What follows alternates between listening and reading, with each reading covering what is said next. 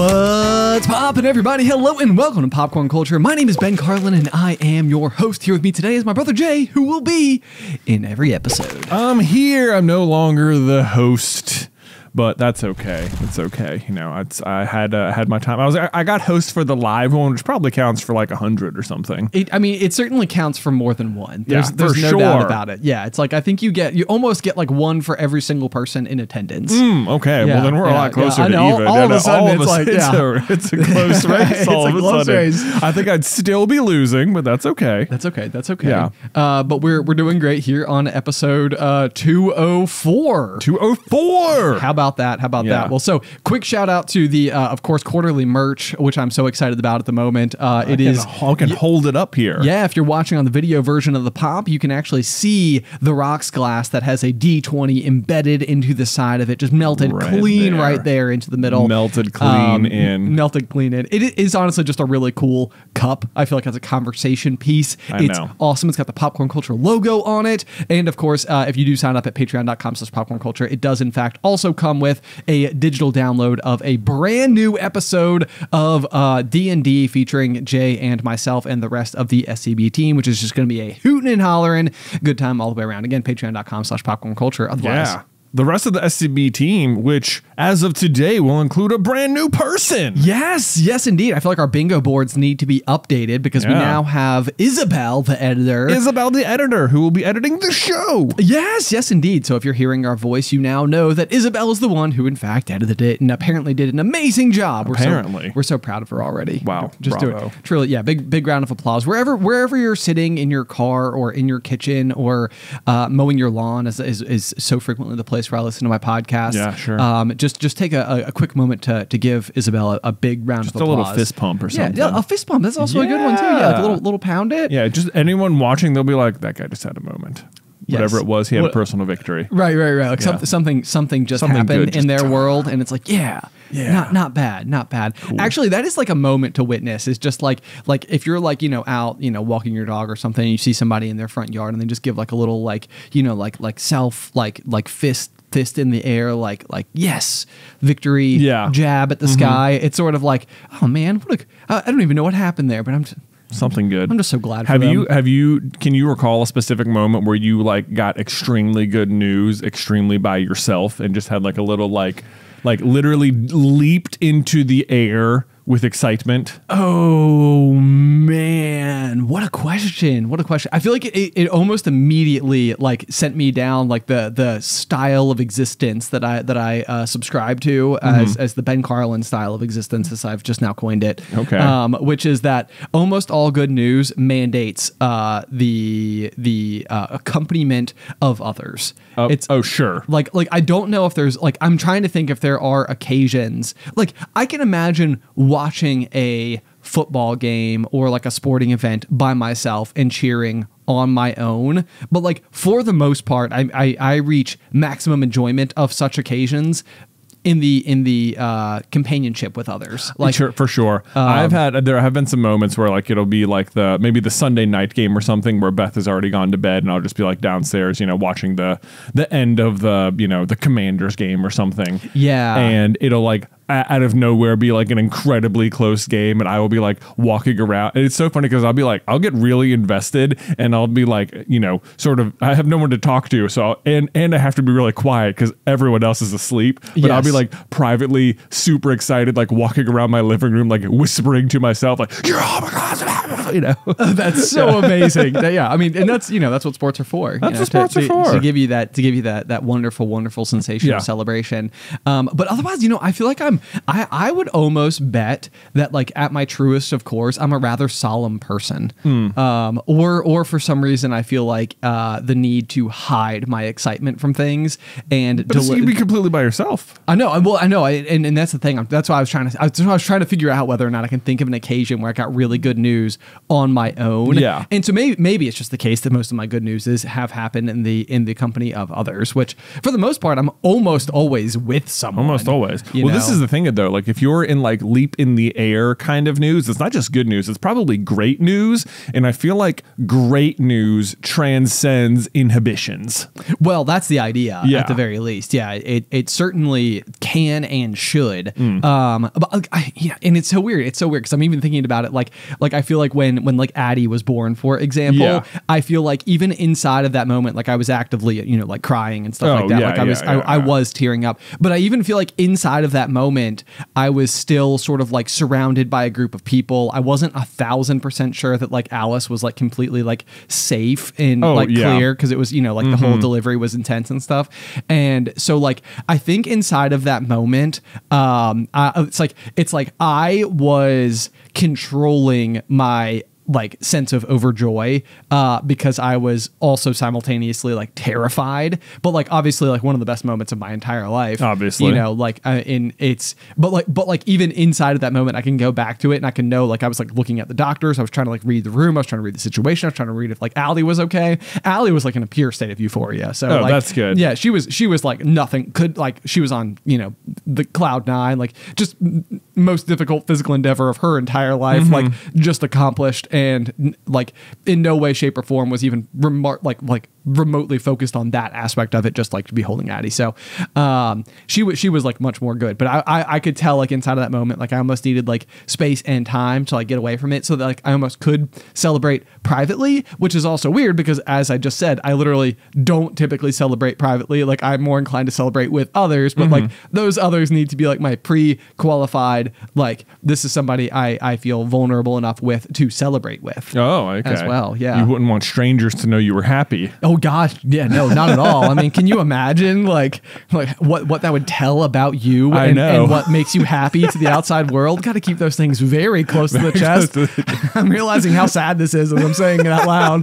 It's like, oh goodness gracious. Oh man, that's funny. I remember personally when it was post after Beth and I had been engaged, and we had bought our first house, but we were not married yet. So I was living there by myself, and there was this like space of time where we were like sort of starting to make it like on YouTube, but I still had my regular job and I was living by myself. So like these are the circumstances of my life. And I had like written an article for this website called Movie Pilot, which is now defunct and doesn't exist anymore. Yeah. I'd written a bunch for them, and because their whole thing was that they did like they were like the YouTube of blogs almost.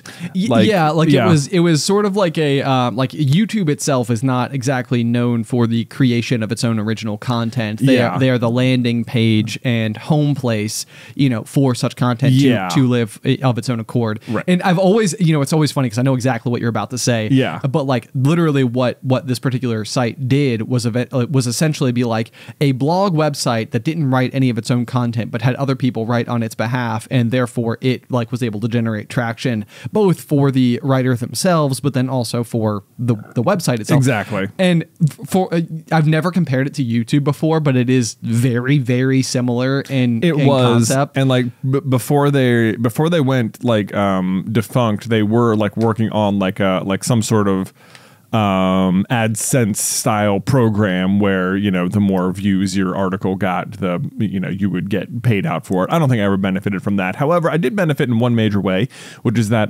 because I was writing articles on there, I was writing a lot of stuff about Pixar and like Disney stuff, kind of to correlate with whatever video we just released. Yeah, as like a way to sort of like promote the latest video in a different manner. Yeah. So they had got it because they were like this website that got tons of traction. They were like on like the press junket cycle for like Pixar and stuff like that. So they were The Good Dinosaur was about to come out, but they didn't have any staff writers to send to Pixar to do the reporting. Right. So they just reached out to me, who was running a lot of Pixar stuff for them, and asked if I wanted to go on their behalf. And I was like, just such a moment. I remember I was on like a video call with a guy named, I was on a Skype with a guy named Marcus who worked at Movie Pilot, and he was telling me the whole thing there, and I'm just like holding it together the whole time. And I got off the call, and I was just like in my living room, just like literally jumping in the air, like, oh my gosh, what is happening? Like I'm about to get to go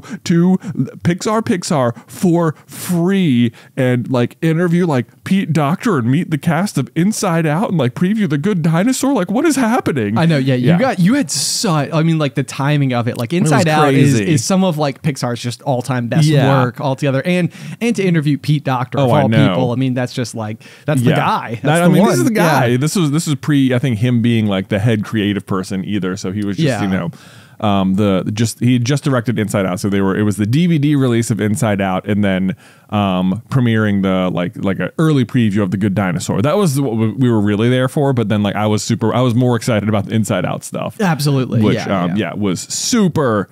So I remember, personally celebrating, like jumping into the air with excitement over that. Right. Yeah, despite having no one there to share with. I know, and that's the thing. I mean, that's the glory of like such particular like good news in that capacity, where it's just like, oh my gosh, the thing happened.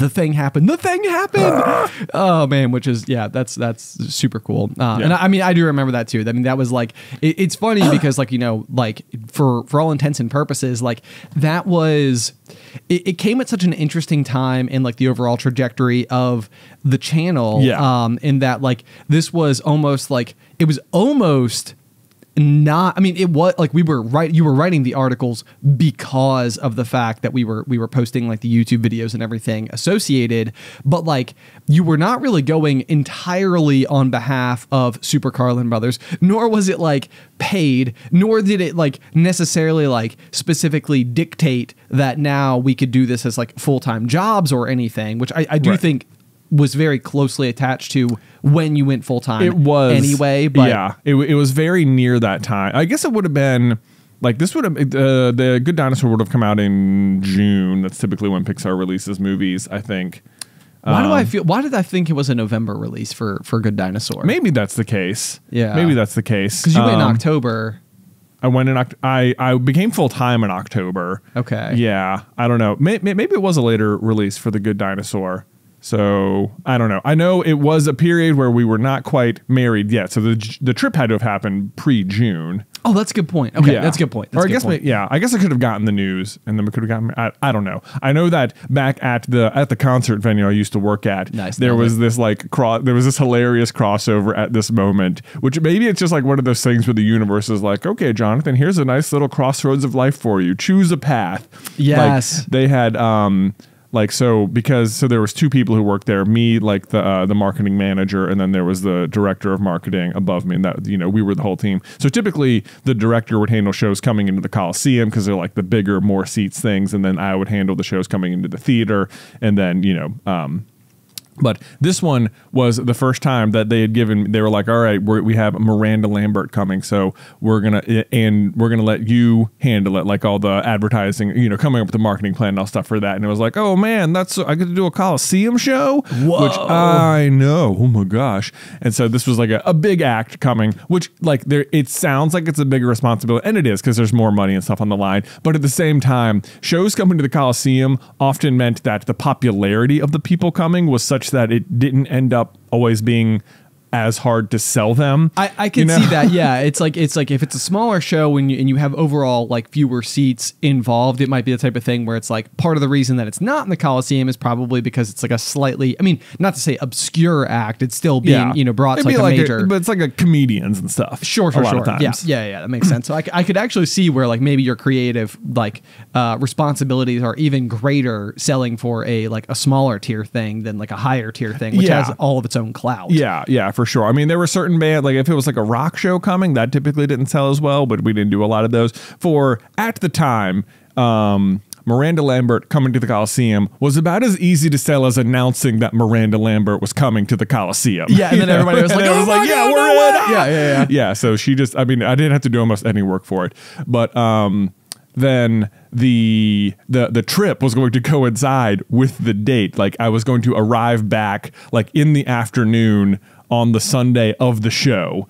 And it was like, I remember telling my boss, like, hey, I'm going to be out of office. And they're like, okay, you've got a concert that weekend. It's sort of like this big thing we gave you. And it was like, yeah, I'll be there.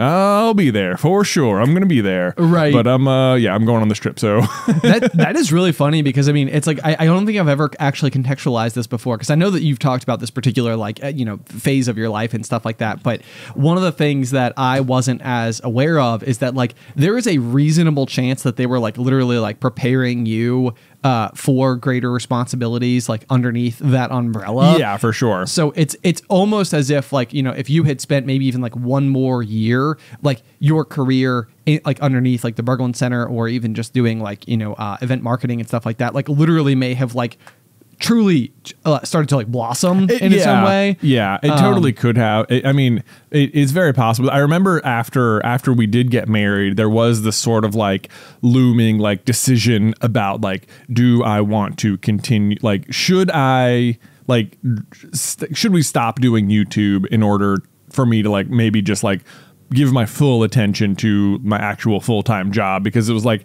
as long as YouTube was like a possibility, it was like, it was always going to be the thing I wanted more. But like at some point, it was like, I need to focus more on like my future. So is it more responsible to, try and focus on this and like get promoted and get more of like a genuine career out of what I'm doing?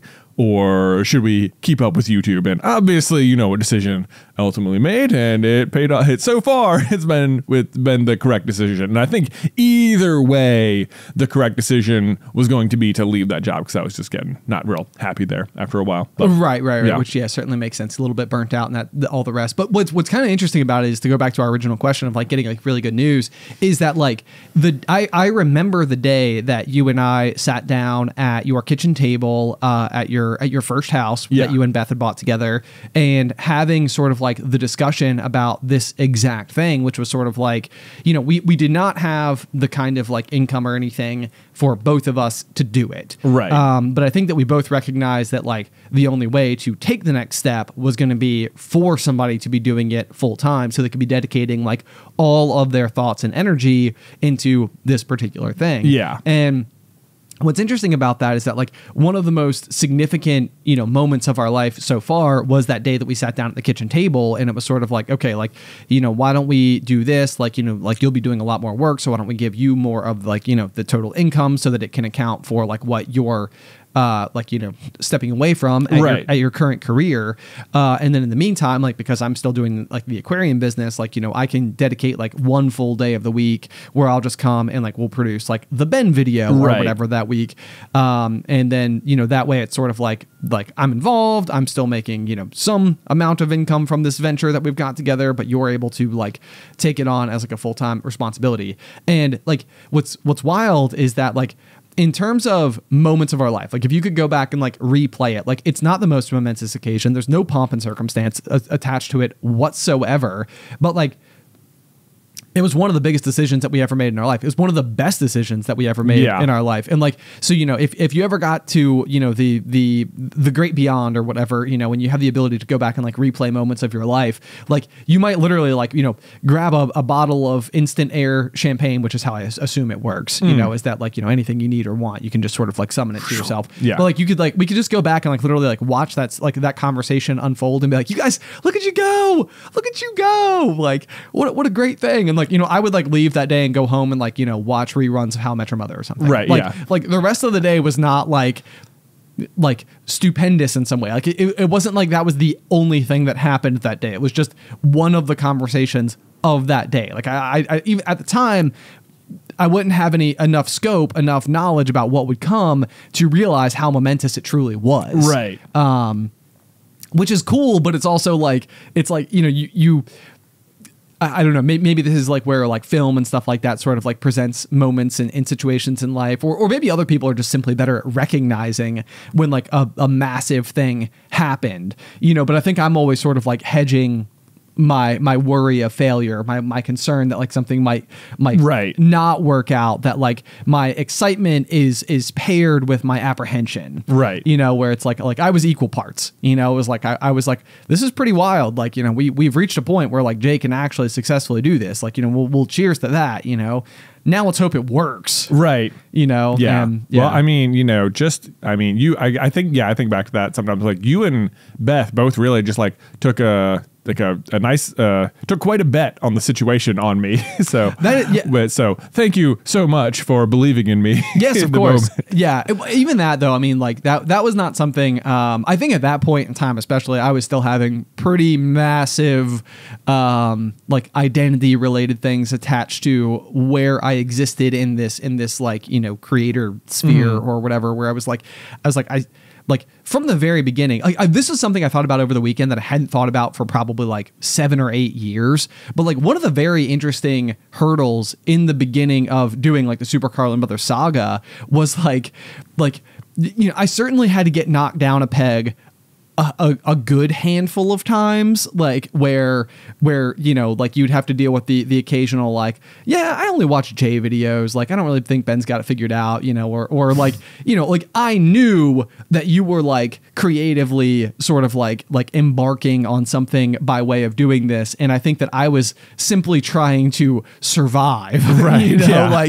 like I was like, I know I need to make the next video, and at this point, you know, once I was a few months in, I knew enough to know that I could successfully export 3 minutes of me jarbling on about some type of, you know, thought spiral that I happened to have that day, right? You know, by myself or whatever. But the point is that like when we reached this particular stage, this moment in our career, like I had all the faith in the world in you that you could do it. And I was like, if this is the only thing he has to think about, like he's just going to crush it, because like this is what he's always wanted to be doing. And, and realistically, I feel like it was always, well, I mean, exactly sort of what you described. I mean, in some ways, like the YouTube channel was very good for your professional career because you were building and establishing all of these skills both at work and at home, from like a video editing standpoint, from a Photoshop standpoint, from like a marketing standpoint, from like understanding how like, you know, like billboard composition is, because you were making billboards, you were also understanding thumbnails. Yeah. There was a lot of like transferable like little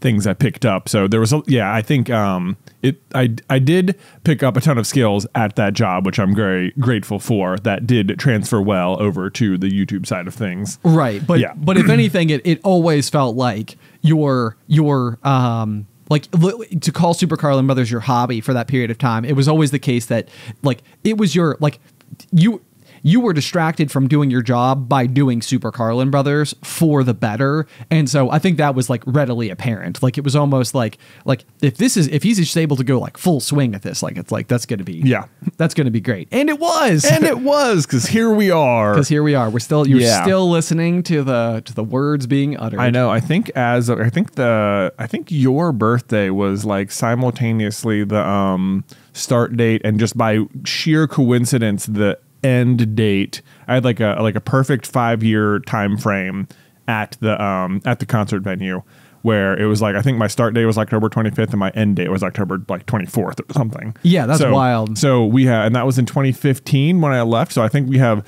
just as of like a couple of days ago, crossed into like 8 years of full-time YouTube-ness. Yeah. Congrats on that. That's pretty impressive. So that's fun. Yeah. Well, my big one was the year that followed, where I basically followed a similar course. You basically bought a new house in spring, got married in summer, and changed careers in October. And that was in 2015. Mm-hmm. Big year for me. Big year for you.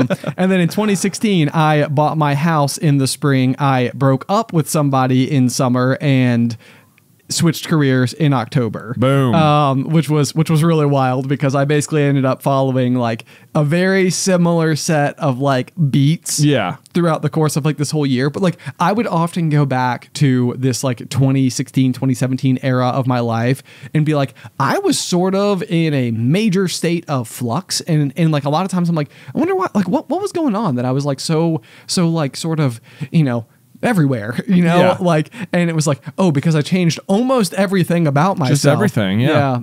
That'll do it. I think even the way I did the aquarium conversion was I think when I like I put air quotes around like went full time, because I think what I was doing is I went from doing 4 days aquarium a week, 1 day YouTube, to 4 days YouTube, 1 day aquarium for at least a little while, because it was really strange to like let go of this thing that I had literally been doing since I was like 12. Yeah, for sure. You know, it was like, oh my gosh, I can't like, and now I don't even have an aquarium in my house. Wow, that's crazy. I know, gotta fix that. Yeah. Gotta fix that. Man. Once Addie's ready, I feel like that's been like, now it's like one of those things. Oh, where, like when's she gonna get her first fish? You get like a goldfish or something. A gold. No, I probably won't get a goldfish, but I will probably do something. But I feel like I want her to remember it. Like Allie and I had this conversation before about the fact that we had like both of our dogs, I feel like, were reasonably young when we had Addie, and so like one of the things that like crossed my mind, like Chewy, for example, will like likely be alive when Addie goes to college or whatever. Like, you know, dogs of that size tend to live like a I think a reasonably long time. You know, so it's like one of those things where I was like, did we accidentally deprive ourselves of the ability to have the day when we go and let Addie pick out a puppy? Like, man, you can always get a third dog. Oh my God! Don't even say it. Don't even or say a it. cat. Alice, if you're listening right now, no, yeah, we're good. We have enough living creatures underneath our roof at the moment. But fish. But fish, no big. Of course. It's like, if anything, it's like, it's one thing I'd probably give myself some credit for. It's like, I think I know how to do fish. Oh yeah, at this point you got that. in my life. Yeah, yes. Yeah, I got that one. Got that box checked. Speaking of things you're looking forward to doing with your kids, transition. Nailed it. Yeah, boom. So we talked last week about how I started reading Luke Harry Potter. Yes, indeed. So that's going, the reading section of it is going, I would say, slowly. I think there are, so often when we're going to bed, I think his main objective is to stay awake longer. Yeah. And so he wants to like either play or something. He doesn't always want to read. So he's not like super invested in the story itself. However, that has not stopped his like love of Slytherin house from blossoming like crazy. No way. It is so funny. That is hysterical. Yeah. Like let's see. So like this past weekend, it was supposed to be Addie's birthday party. It was supposed to be, yeah. Yeah, so that got postponed. But we had to go pick Addie out some birthday gifts. Okay. Which, you know, which is a tricky business when you're going to bring your 3 sons into like a toy store, a toy infested environment, and tell them that they're going to pick something out for someone else but not get anything themselves. So that was the those were the parameters, and we like really tried to lay that on as thick as possible ahead of time. And then, you know, you got to prepare yourself as well. Like, that's what I said. You've got to stick to it. I know. You cannot buy them something. This is as much about buying a gift for Addie as it is about teaching our sons a lesson about giving and do not give in. This is, dude, the number one question I have for mom and dad now that I'm on like the adult end of the or parent side of the equation is like literally the number of times when we were kids that they said no to a particular request, not because they weren't actually willing to do it, but because it was like an important learning moment. Yeah. And it was sort of like, it was like, now I know the number of times that, like, you know, if Addie is pleading for like, you know, like pretzels or something like that, it's like it is we have plenty of pretzels. It is extremely easy for me to give you pretzels. They're not even like the worst snack available in the house. However, like Alice and I have decided as parents to try to like limit when snack time is. Right. And so it's like we are not inside of one of those windows, and it's not hard for me to appease you in this moment. What's like, if anything, it's hard to stay the course. Exactly. Yeah. It's like I don't really care if you have pretzels. Right. Exactly. Yeah. I mean, Luke last night, like I had a pizza in the oven. There was like 5 minutes left on it, and I'm like, we're, you know, 5 minutes away from dinner time or whatever. And he comes out and he's just like, can I, you know, he wants like a Cliff Bar. like granola bar thing. Right. And he is just like, can I have, like, I didn't have a snack today. I'm so hungry. I'm like, we're like 5 minutes away. Like, no, you can't have it. Right. And he is just like, he cannot understand. Just like, but I'm so hungry and I haven't had a snack. And I'm like, yeah, we're just not going to have a snack before dinner. It'll be ready in like 5 minutes. You know, it's like, it's not that the granola bar is like that bad for you. It's like, I'm already making the pizza. Like we're going to wait. We're going to wait. I'm not letting you have that right now. Yeah. This is like the classic marshmallow thing where it's like the marshmallow test where they put the kid in the environment and they're like, I'm going to set one marshmallow. If you will sit here and not touch it for 2 minutes, I will give you 2 marshmallows. Right. And it's sort of like that, like, you know, are you willing to be patient for, Yeah. But then they have to sit there and stare at it for 2 the minutes whole time. and just like, you know, pick it up and touch it and like all the things. And it's like, it's so inviting, but no. No. Can you wait? Anyway, yeah. Anyway, so we went to Barnes & Noble to go get some stuff for Addie. And I mean, Barnes & Noble is like half bookstore and like half toy store. Not even just like toy store, but like a fandom toy like store. Fandom it's like toy if store. you like, I feel like if you like this channel, then it's like chances are like everything on the I shelves will call to you. I'm like, not only am I having to resist buying my kids something, I'm like, I could just buy stuff here. You know? Right. It's like, Beth, please, come on. You don't have this one yet. Yeah, and so like Luke now sort of knows like the markings, the Harry Potter logo and the markings and stuff like that. And of course, any Barnes & Noble has just so much Harry Potter stuff because like as a bookstore, it's got to be like almost your bread and butter, right? You know, yeah. So there's like a huge section of it, and Luke immediately finds it, and at this point they've got it down. You know, if you want a Gryffindor or a Slytherin or a Ravenclaw or a Hufflepuff, anything, it probably exists. Certainly. So there's just a whole shelf of just Slytherin stuff, and he finds it, and it's just like. It was like Christmas morning, you know, he's just like, oh my God. He's like, said there's this pillow over here. And there's like a Hedwig plushie over here. And I'm like, we haven't even gotten to Hedwig in the story, but like, he knows, he knows about Hedwig. He knows about the wands and he knows about the snakes. And he's just, you know, so excited. I'm like, it was so funny. And then like last night we have this like Harry Potter, like sort of not even matching game. I'm not even sure how it works. It's just got like, what it is a giant mess, but it's like, it's like 100 tiles and there's just like 25 tiles of each house and you're supposed to, I think, just sort of connect them any way you want to, like whoever connects 4 of a color first wins, but you can like sort of block each other off. That's not how we played at all. I don't know what he was inventing like his own like version of chess with it, but like without a board. And it was like, I have no idea exactly how it worked, but he was having a blast making it up. But of course, the important thing is that the Slytherin tiles, I was like, okay, what do these do? And he's like, they can just do anything. They can just steal. Just whatever. Oh, like, man. You know, like the other ones are like, they can move sideways. This one can move diagonally. This one can do whatever I want. Right. Yeah. It's a God card. It's a God card, and I have 10 of them. I'm like, okay. Right. Anyway. This game got real fun real fast. I know. But so then this morning, I was like, we put the game away, except for the Slytherin tiles. We want to keep those out on the floor. Sure, so yeah. The rest of them got put away, like in the castle or something. Chamber of Secrets is out on the floor. And I was like laying out his clothes this morning. I was like, I know what I'm going to do. So I laid out some gray pants and like a green shirt, and I just put a little tile on it. Like, look, it's Slytherin clothes. And and sure enough, he actually came down dressed this morning. And I was like, boom, that was amazing. Amazing life hack. Yeah. Amazing. Wow. So there you go. So it's been very fun to watch his just enjoyment of Slytherin House, go bonkers. Even though as far as the reading is gone, we have not even gotten to Diagon Alley yet. So okay, so he still hasn't met Draco. We haven't met Draco yet, but goodness me, can't wait. And I mean, I hope it would be so funny to me if he wanted to dress up as Draco, because he could do it. No problem. He literally needs to do nothing. He needs to do nothing except slick his hair back. Yeah. He would have it. No problem. And will you be Lucius? I would 1,000. I've got like a Lucius costume. I'm ready to go, man. I know. Yeah, you got the cane and everything. I've got the cane. Yeah. I've got the robe. I've got the mask and the blonde wig. And yeah, we could do it. Yeah. Yeah. I mean, I think I look a little more Xenophilius than Lucius in it, which is a bummer because it's a little more kooky. But you know what? In context, it'll make sense. You do. Yeah.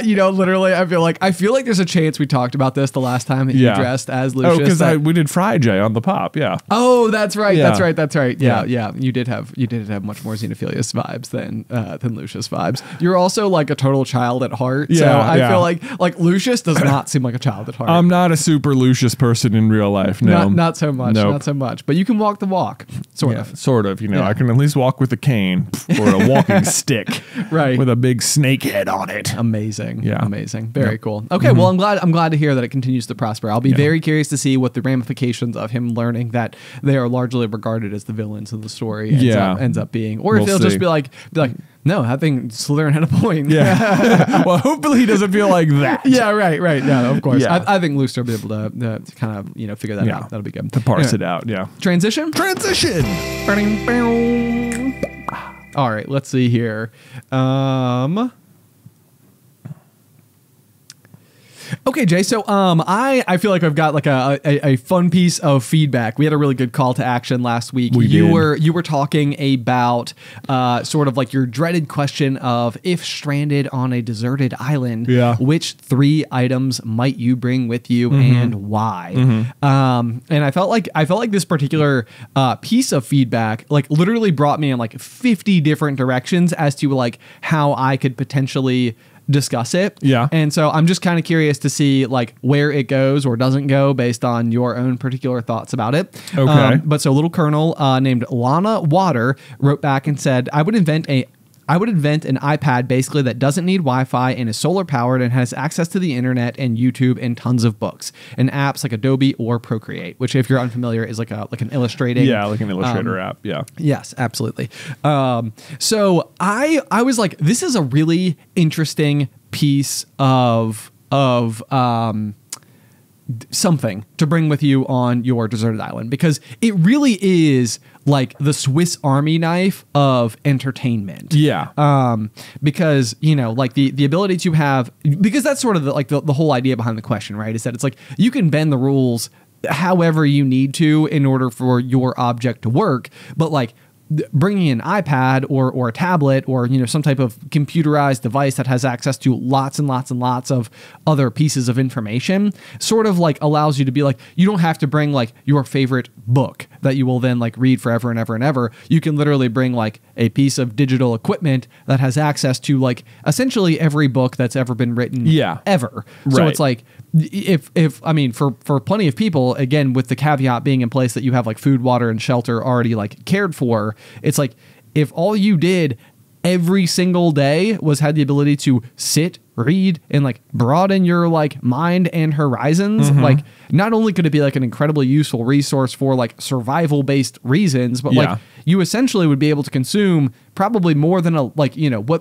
anybody else in a normal lifetime would be able to consume, because you would essentially have nothing but available time to do so. That's extremely true. And I don't think this hasn't crossed my mind. Like, like magic iPad that gives you, all of the entertainment you could want to consume ever, which there's like some cynical parts of me that are like, if I'm on a deserted island, all I want is like screen time. Like that doesn't seem right, and that's interesting, because I like my cynical version of myself was almost like, again, going back to my point before, where it was like, I like to share experiences with people. So like, I struggle to like watch shows by myself. Like I often find that I just like enjoy them less, because my underlying objective for almost everything is to be able to take the ideas, thoughts, feelings, emotions that I like felt during those things and then discuss them with whoever I happen to be around. This is my next point too.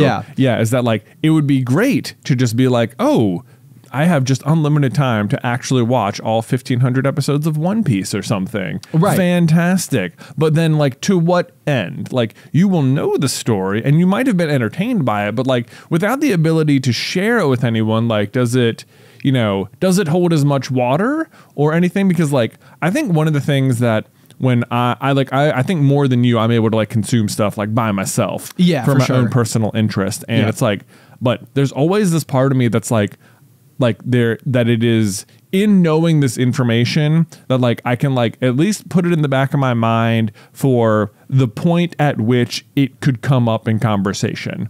Right. It's like, and I'm willing to because I just so like love like the element of surprise or something. Yeah.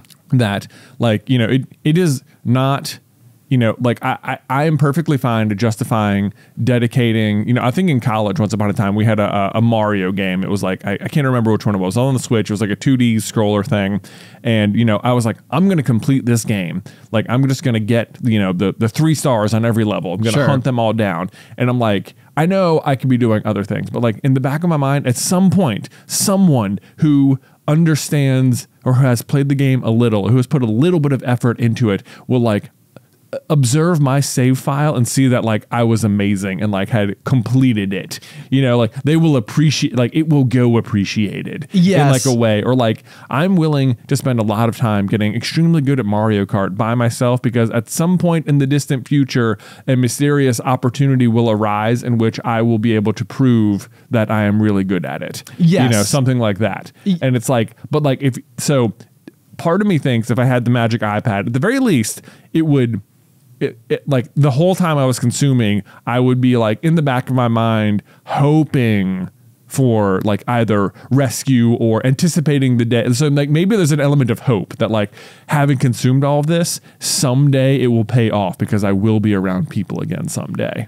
Right. And that's the big question, is like how absolutely certain are you that you are subjected to like essentially some sense of foreverness, like you know, within the confines of the rules, because like, you know, again, this is sort of like where the experiment kind of goes in a million different directions, and you're probably just taking it too literally on some level, because it's otherwise just meant to be like a revealing sort of piece of sentiment about like it's a disarming way to effectively get to the bottom of like what is ultimately most important to an individual person.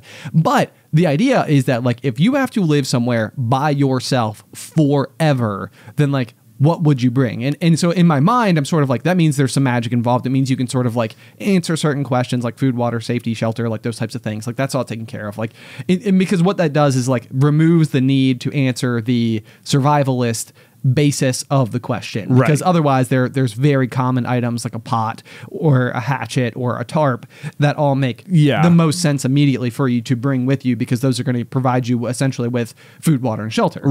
But assuming that's taken care of, you're just in a nice house with internet or, you know, access to whatever entertainment you want. Is that all you do? Or like how quickly would you get bored? Well, so here's one of my questions. So to basically take this. So for example, like with sharing things with people, Name of the Wind has become one of those stories that to me, like where if I were to discover another human being who likes it, it's almost just like an immediate way to be like, oh my gosh, we're going to click, because like you like this thing that I like let's talk about that. I could probably talk about it forever until I'm blue in the face. Like, let's go.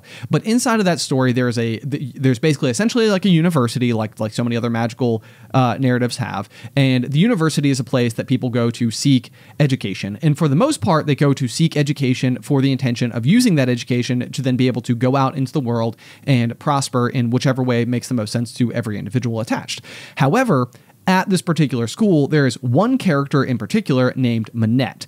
And Manette's whole thing is that he has been there for longer than anybody else by a mile. He has basically he's chosen to never graduate beyond the lowest rank, because in doing so his tuition rates would essentially rise. And as far as he's concerned, like, all I want to do with my life is be here and study so that I can learn as much as humanly possible. But he has like almost no intent of ever putting that knowledge to like to use. Yes. And so that is the question, is whether or not that approach has because from my perspective, I'm sort of like, well, okay, so if you're essentially going to go and learn, like, you know, like let's say you have access to the entire library of all human works ever on your deserted island. And so at first you're going to watch things that are just flat out entertaining. They're like surface level, like enjoyment, that like whatever.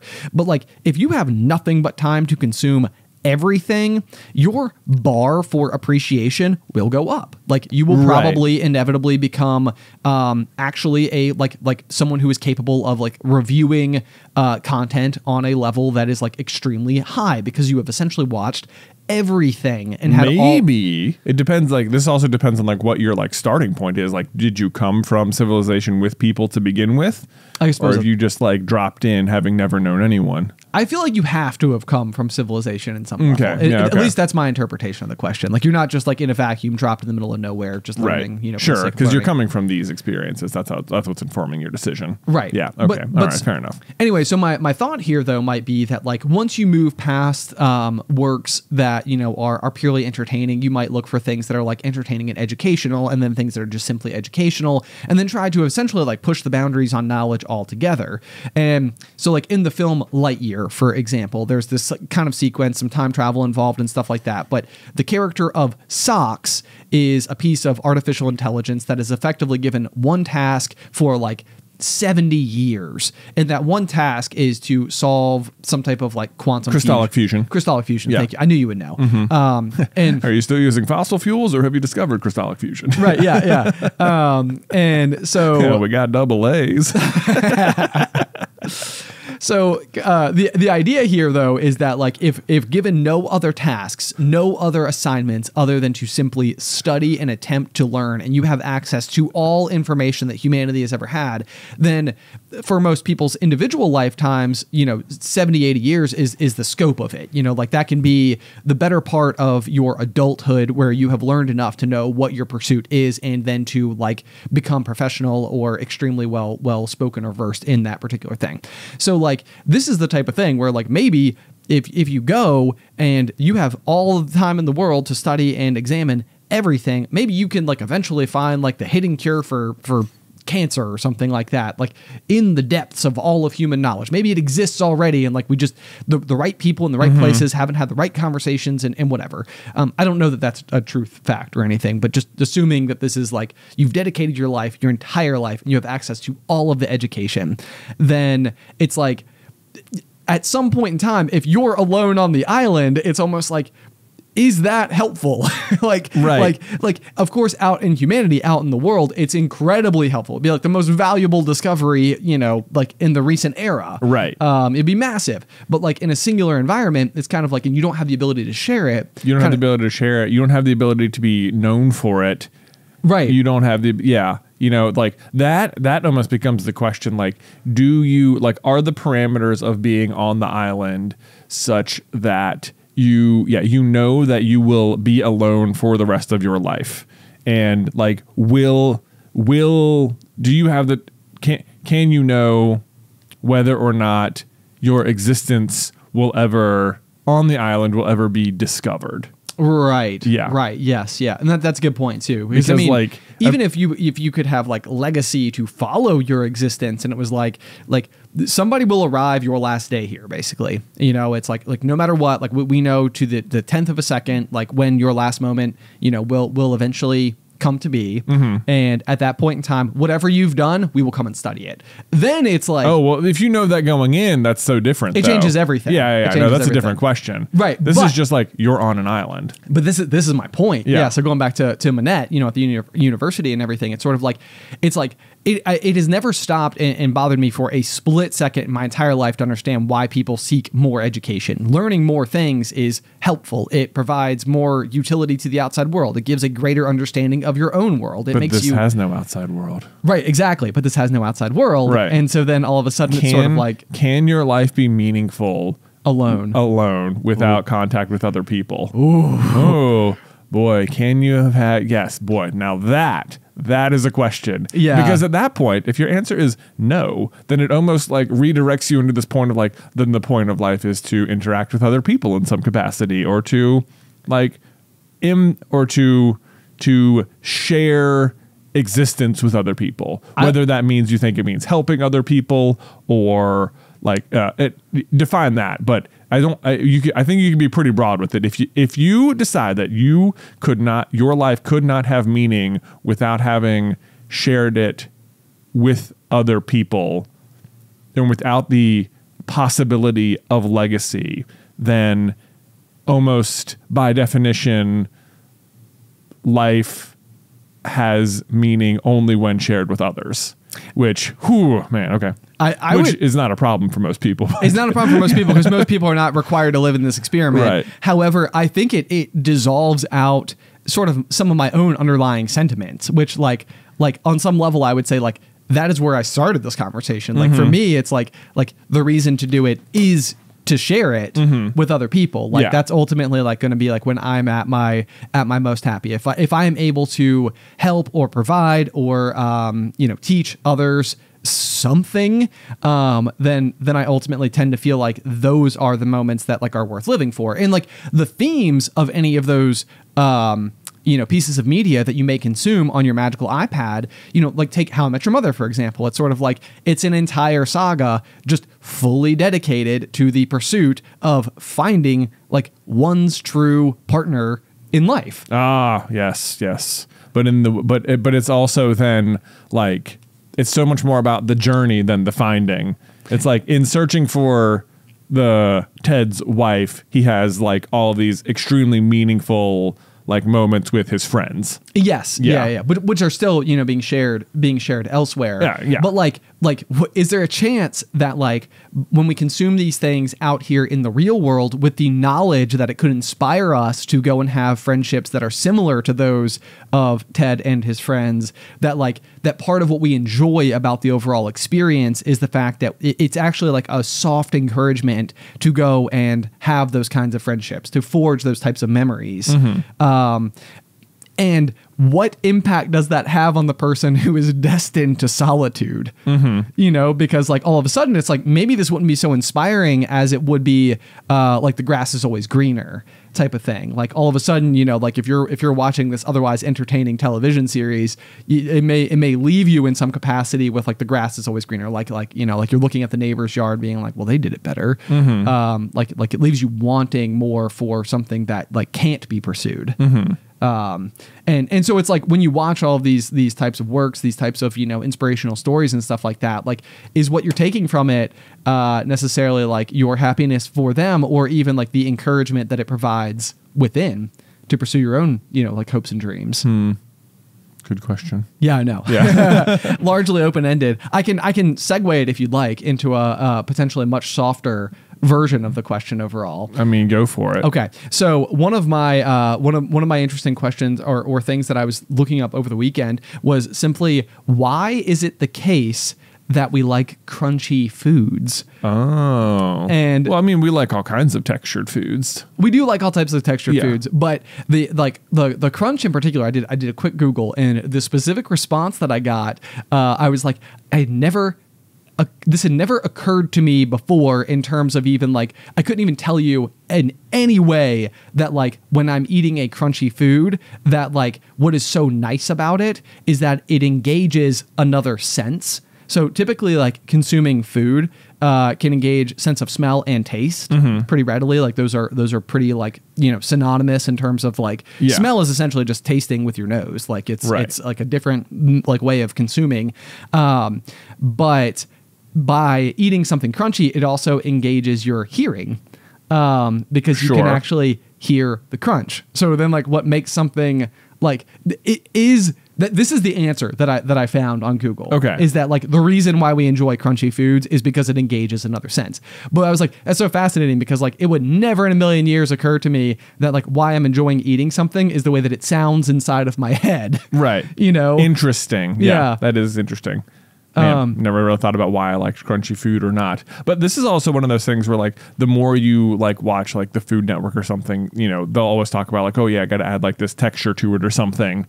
And it'll be like, does that matter? It just matters how it tastes, right? And it's like, no, like food is such an experience overall on so many levels, like the different ways it can like interact with you, adds to your overall enjoyment. So just having like a little bit of like crunchy something on top could activate your hearing or something. This is my exact relationship I think with sushi is that like so often like it almost doesn't matter like what I'm ordering, but it's like if it comes with like panko, like crumbs or something like that on it, it's almost like, oh, that's going to be better because like in addition to like otherwise, I mean sushi can be like off-putting to plenty of people because the idea of like raw fish and stuff like that, or even just fish in general, people seem to have a stigma against. But I feel like as soon as you add like that layer of crunch to it, it's sort of like adding like Oh, okay. I can get behind that. That's like something a little extra splendid. Yeah. That's why I always get salmon skin rolls when we ever go to have sushi, because they're just like, it's got real crispy bits about it. And I'm always like, this is so good. I know. Yeah. It does add something else to it. Okay, this is a weird one. I always feel like I'm doing a bad job describing this sensation, or else I am just, or like when you touch something, do you feel like you can hear it? Like hear your finger, not like you know, like I made like a snap or something, but like if I'm just doing this, I feel like I am aware of the sensation happening between my hand and my knee in my ears. You know, that is interesting. Like, and people are going to hear it and be like, "You're describing the sense of touch," and I'm like, "Yes, I know that," but like if my hand and my knee were both completely numb, like I feel like I could still hear them touching. Hear like, the connection between the two. I don't know. It's like, is there a connection between like touching something and hearing it? Because I feel like it feels like there's a sound. That is incredibly like interesting. Feeling has like a sound. Like I know that there are I don't even know which senses the crossover is, if like people can like hear colors or see. Yeah, that's like synesthesia. Okay, yeah. Okay. But it's not like making a note or something. No, I know, Yeah. and I mean it's the same but different is where my mind immediately went. I have literally no idea. I've never heard you even describe this before, so it's kind of fascinating to know that you experience it. This is the other thing. I feel like it's like, am I experiencing it? Is it? It's not like I don't even know if sound is the right word, but like that's obviously what your ears do. And I feel like if I'm touching it, like I can feel, like I obviously can just feel it, but it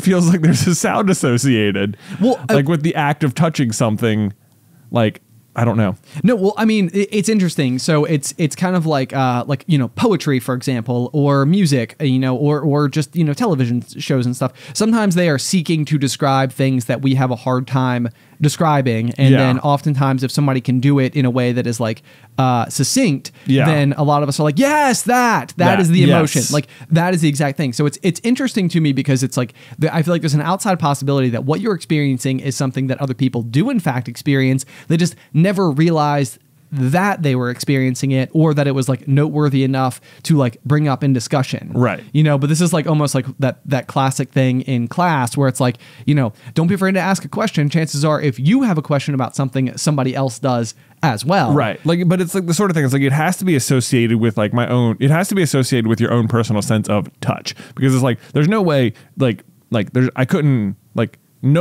nothing could hear like the sensation of my finger touching my leg. You know, like you could never hear that. It's just sitting completely still right now. Right. But you're like hearing something. Maybe. It feels like yes.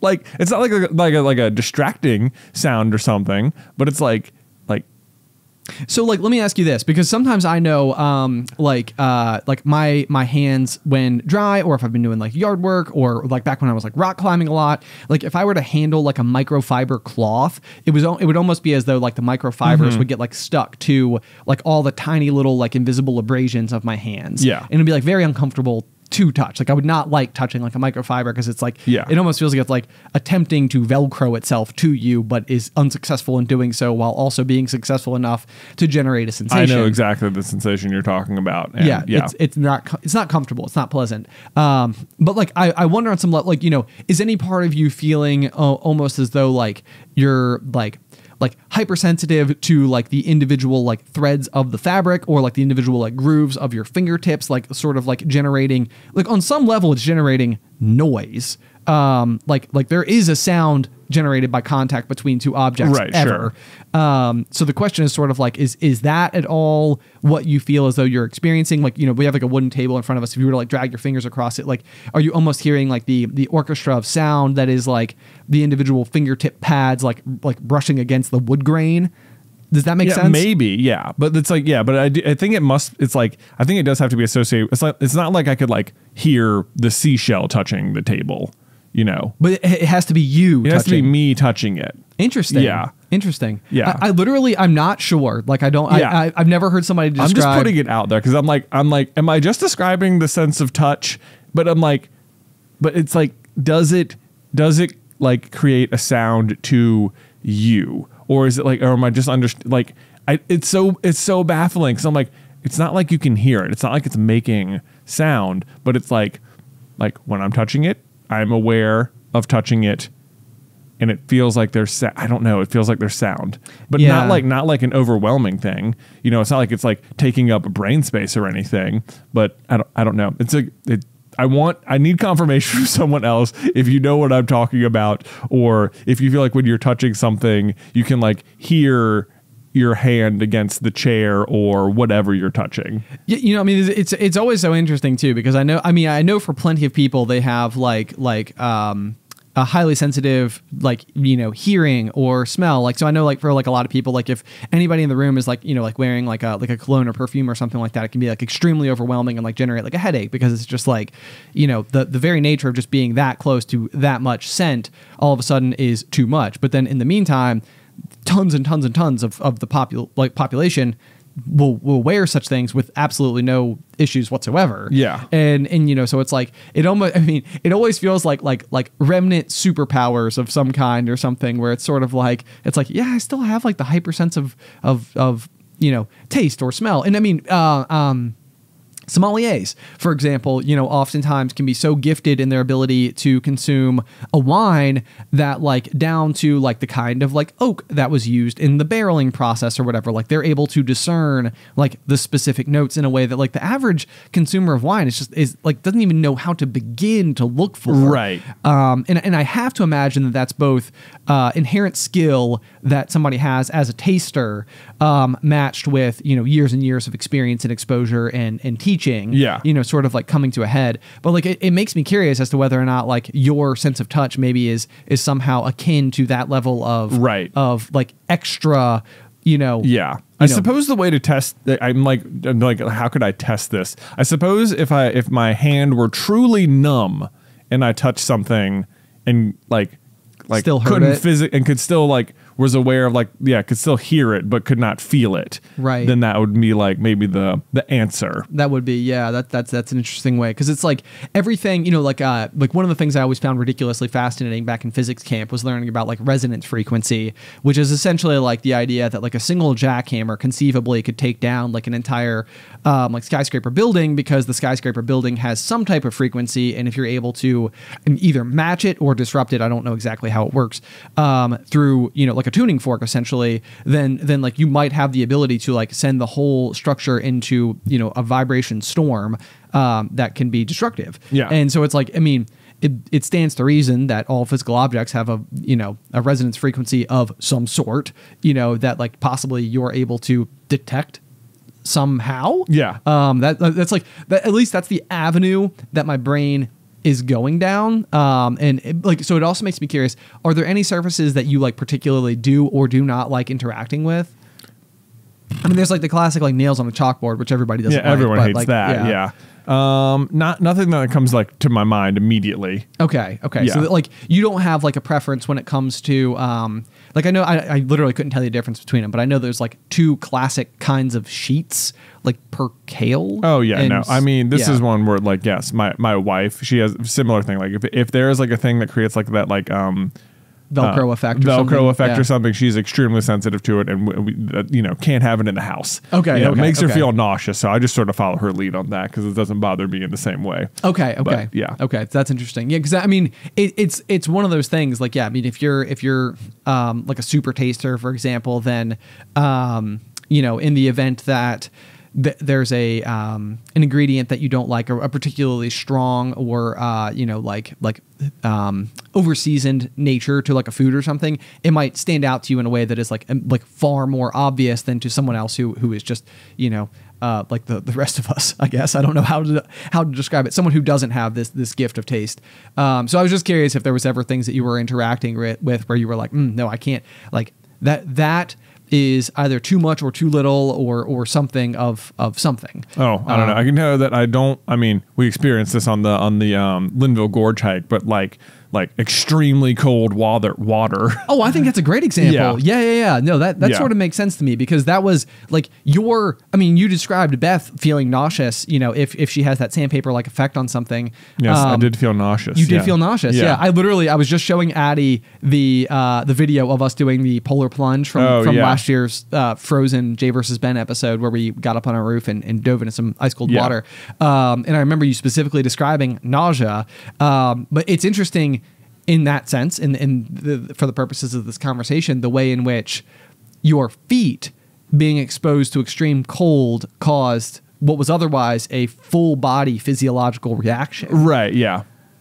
Interesting. That's not nothing, right? Not nothing. I feel like we're at least touching the edge of it. So if anybody happens to know or has any feedback or experiences something similar, whether it's across any of the other tastes, scent, smells, whatever, sense of touch that you feel like particularly, one way about, be sure to let us know. You can send any feedback to popcornculturepod@gmail.com. Yeah. Otherwise, I think we're at a great spot to close out today's episode. No, I would think that, but I brought a prop for an element of surprise. So we're going to do it. We don't have to do a whole... we don't have to spend a lot of time on it. No, we can do it. But here we sorry. go. I was just trying to follow the obvious lead, but no, I'm now I couldn't be more excited. Now, boom, surprise! Wow, as ever. Goodness me. Okay, so I was cleaning out my basement yesterday. Which we asked our parents, mom and dad, to take the kids out to just like a playground, so Beth and I could clean the house. And I couldn't believe how much just being alone in your house when you're married with kids can just sort of be like a date on its own. Oh, yeah. And all we're doing is folding laundry or cleaning the basement or whatever. When you have the ability to put your full focus, especially from both people at something, it's just like wow. Yeah. It makes me aware of how much more I used to be able to get done and didn't anyway. So anyway, yeah. So anyway, I'm cleaning out the basement and trying to decide, what can go to Goodwill and what can just be trash and what do I want to keep or have not decided on or whatever. And I came across all sorts of fun stuff. Beth has this little box of keepsakes. One which inside of one had pictures of us from prom, which was just always fun to see. Oh yeah, always great. But then one of the things in there was a we've talked about the GMA stickers. Yes, once upon the ones we used to put all over our high school. She had one of the original ones. No there, so way. I was like, no way. One of the originals, made in Microsoft Paint, it just looks so pixelated and terrible.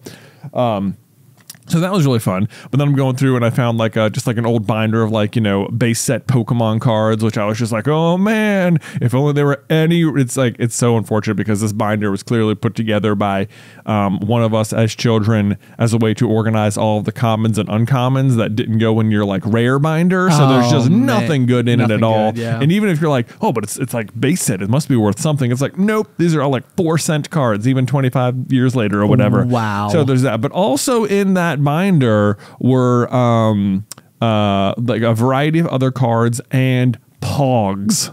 POGs. Oh, do you remember POGs, Ben? Do I ever remember some POGs? I mean, because I brought some. Did you really? I did. I was always a huge fan of the POGs that were in the shape of blades. Yes. They were oh my god. I've got them here now. We had they used to make binder sleeves for POGs, and if you're listening at home and you're what on earth is a POG?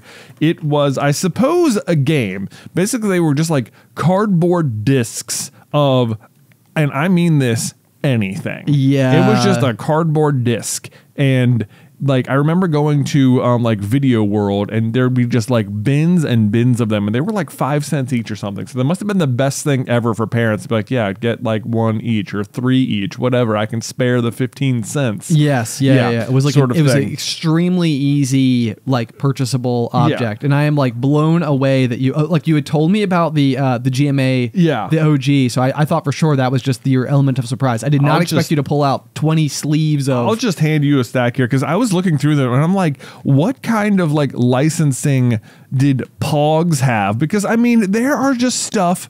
There's no connection at all. There is Batman, there is Looney Tunes, there is Power Rangers, there is just off the wall art. There's just a fish.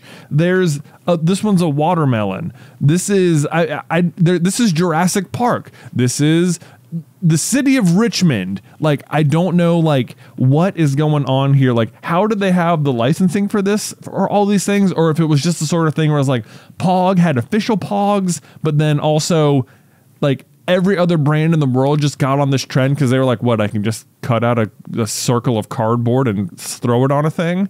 I can't believe how many of these I remember. Really? Yes. Oh my gosh. I am like blown. There's like a holographic like Black Widow looking spider one. Nice. Right next to a holographic Benjamin Pog. Oh, obviously that would stand out for sure. Yeah, that one would.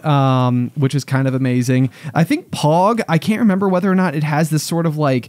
I don't even know what it is. I mean, kind of Tasmanian devil looking Bigfoot character that's he shows up in a bunch of them that I couldn't have pulled out of my brain space for anything, and yet now that I see it, I remember it. There is, I mean, if you look at the back of them, if you're flipping over, some of them have like POG branding on them, and some of them are just blank white, and some of them are like branded to whatever brand they're from. Well, I am fairly certain at one point in our life, we received a make your own POG press. I do remember that. That came with a bunch of they were probably just like cardboard with adhesive on them, so like a 3M sticker basically. Yeah, and you could like take like a magazine. Yeah, and like crunch it on there. So I was curious if anything would stand out as potentially one of those. Oh, I have several other holographic Benjamins over here. How about so maybe this was my set. This must have been yours. Maybe that's why I remember some of them. That is fantastic. There's a bunch of them from NASA that are like A13. Oh, Apollo 13. Okay. Oh my gosh, that should have been way more obvious, way faster. I was like, what would the significance of that be? Let's see, I have a Super Nintendo one here. We have a lot of Power Rangers themed ones. I wonder if these are. What does this say?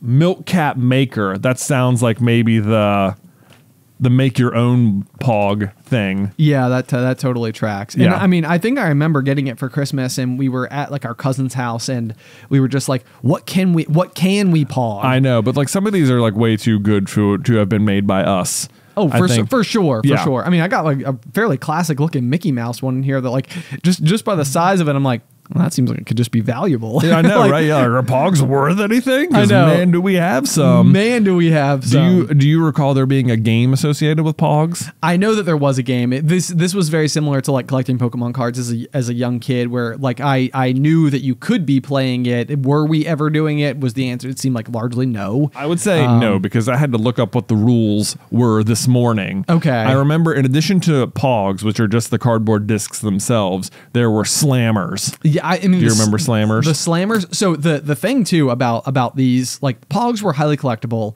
and the thing that I always wanted, some of our childhood friends had, which was like at like the video store, same place I think they sold them, but they would be like floor to ceiling green tubes that you could keep all of your like POGs in. So I mean, it was essentially like a piece of PVC pipe, but it was clear tubing, and like if you went over to our friend's house, like literally, I mean, it was like fun to like watch, like, you know, you come over like once every few months or whatever, and you would like see that like their collection had like made it like another foot higher, you know, in the whole collection. But the slammers really seemed like the ultimate in like POG collection. Absolutely. I remember specifically. I'm curious to see if it exists in my basement somewhere. I had a slammer that had a rainbow holographic palm tree on the front. Oh, yeah, amazing. And then on the back, I want to say it had two little like finger indents for extra grip whilst you slammed it. I remember this exact POG. Mm-hmm. I do remember this one. So in fact, I think that as we got older, I remember the day that I think for Christmas or something similar, we got a set of poker chips, and I remember it was like, you know, like just ceramic circles basically, but I remember being like, this is like I want to just touch them, you know, like they make a nice noise, it's satisfying. Like back in our POG collecting days, this would have been like the jackpot. Like any single poker chip was effectively the greatest POG that was ever made, basically. So yeah, pretty darn cool. I had not thought about these in so long. Dude, I came across them yesterday and was just like, oh, POGs. This was so fun. So here's this is what I think, this is my like back of the napkin math for how I think POGs was supposed to work, because they were so cheap, and so it was so easy to have so many because they were like just cardboard discs basically. So the way the game works is that each person would put in like 10 POGs of their own, and they would put them in a stack all facing up, and then you would take turns with your slammer just slamming it on the top, and then anything that fell off and came face down, that would now be yours. To keep. So, wow. I mean, you could play for keeps or you could play for, returnsies. But the mass quantity with which people were, I think in my mind, whoever made it wanted to create a game where the act of like keeps was very available and not so high stakes because if you lost 5 pogs to your friend, no big deal. And also the act of being good at this is a complete random. Yeah. Yeah. It's almost like playing the card game like War, which is, you basically deal out the entire deck and then you randomly take off the top. And, if I like my king beats your 8. And so I get to keep your king in 8 and put that over here. And then like you continue to play until somebody wins everything. But it's one of those things where like the game of like, when War comes about, it's usually because like you both lay down in 8 and then you had to like lay down like 3 cards face down. And then like the 4th card you flip would ultimately determine like who wins the war, so to speak. Yeah. And then that person gets to keep all those cards. So that can be like the part that like changes, but like it's still not really strategy based. I mean, you could effectively simulate millions of these games and like it would just largely come down to, I mean, it's a coin flip, really. What? War. Ben. Is there strategy in War? Of course there's strategy in War, man. How do you play? How do you win in War? You gotta memorize when your card is gonna come up again and stack them so that you'll beat the opponents. What? I know. So you get to, I don't even remember ever looking at my cards. I don't ever remember even looking at my cards. I mean, you collect them, and it's like sort of the way you do it. I mean, if you want to win at War, you basically just cheat or whatever. Oh, you know what I mean? Yeah, okay.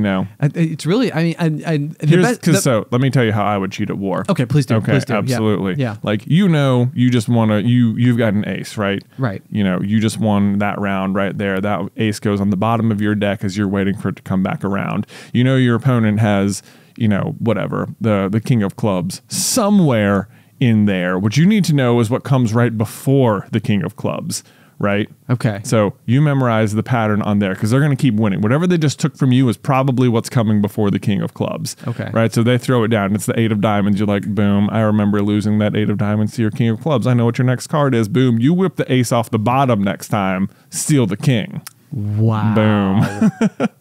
Wow. You're welcome, everybody. Oh my goodness, great. Are you guys starting to see why I lost at everything and was so absolutely just like destroyed over... It's all making sense. It's all making sense. But maybe now that I'm just old enough to like learn these things, maybe it's like one of those things where I've always given you the great accolade of being highly strategic, which I stand by. But also maybe now that I'm an adult and can think strategically on my own, maybe I would be better than I think. Maybe you absolutely would. I think if you listen to our After the Final Pop last weekend, I talked about the beer mile I recently did with some friends, and I remember we were all like lining up for it, and like it occurred to me after the fact that as we were lining up, I was like, I do not do a lot of running, and I am like need to give myself any advantage I can have here. It was like everyone just sort of doing it for fun. I'm like, I cannot be embarrassed here by the run. And I'm like, because I'm like, I know some of the people there did a lot of running, but so like, we had like 6 beers there left, and like 5 of them were in bottles and 1 was a can. And like I sort of picked up the teams, and I was like, I'll take this can right here. And like in my mind, I'm like, winning move right here because you can chug the can so much faster than the bottles. Okay. And that proved to be extremely true. But no, it didn't even cross anyone else's mind. Yeah, they were all just like, okay. Yeah, they were all talking about it afterwards, like things they could have done differently. And I thought it was like, yes, you think about them now. Oh, right. Yeah. Where was this brain an hour ago, guys? Exactly. Wow. So I'm like, maybe that was like one of the times, like, am I just really overthinking things in a way that other people aren't overthinking them? Well, I mean, I would say yes. And what almost stands out to me is that like you and I are very different when it comes to the things that we overthink, but it doesn't mean that we're not both overthinking things a lot. Yeah. Which I think is probably like the big deciding factor. So it's almost just like somewhere along like that nature versus nurture. It's like the nature is that like we're going to overthink. Like that's maybe like ingrained into our DNA or something. The nurture is sort of like where that overthinking got directed. Right. Because I feel like I do it. Like I'll ruminate over conversations I had like 9 months ago and be like, why did I say that? That was so like not the right thing to say. Or going back to year 1 Super Carlin Brothers videos, I'm like, I put this on the internet. Like, what was I thinking? Like, oh my goodness. And they're like things that like haunt me to this day. Whereas, I feel like those are things that you're more like willing to just be like, it happened in the past, whatever. They're probably not still thinking about it. And so that's fine. But then on the flip side, I would say like when it comes to games, like I'm usually just sort of like, like whatever whatever happens, happens. Like at the end of the day, like the victor shan't be crowned through this game of war. But I feel like on some level you're like, no, it will be, and I will win.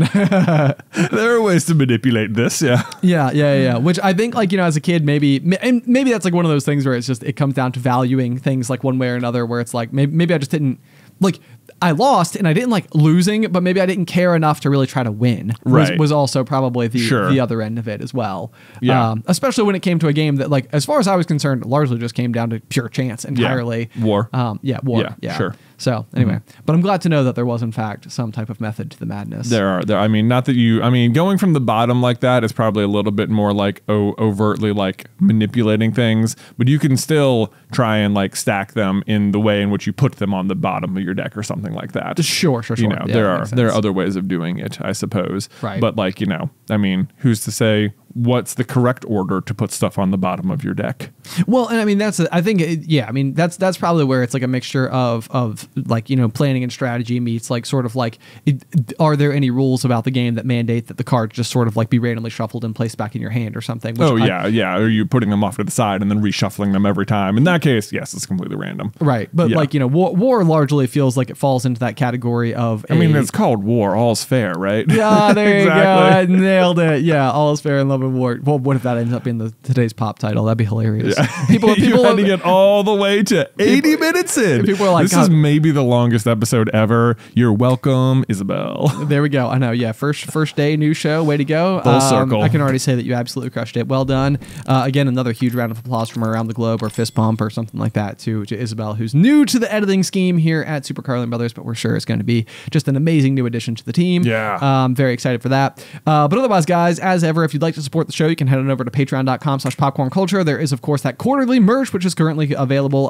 through the end of the year, which will grant you access to the rocks glass with the like D20 rock, if you will, embedded, melted right there into the side. It is ridiculously cool looking. We do have pictures of it available over on the Patreon if you want to go and get a glimpse as to what you'd actually be receiving.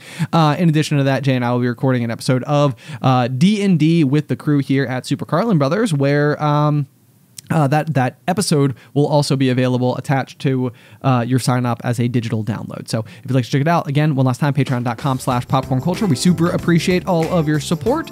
But otherwise, guys, until next time. Pop.